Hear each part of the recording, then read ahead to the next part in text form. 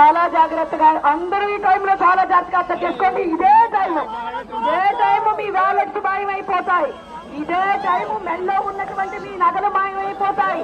చాలా జాగ్రత్తగా పరిసరాలను అబ్జర్వ్ చేసుకుంటే మీ వస్తువులన్నీ మీతో పాటు మీ ఇంటికి వస్తాయి. స్వామివారు చెబుతుంది అదే.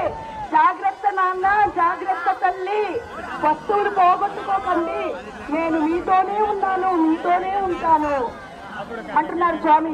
ఇంకొకసారి బోలో గణేష్ మహారాజ్.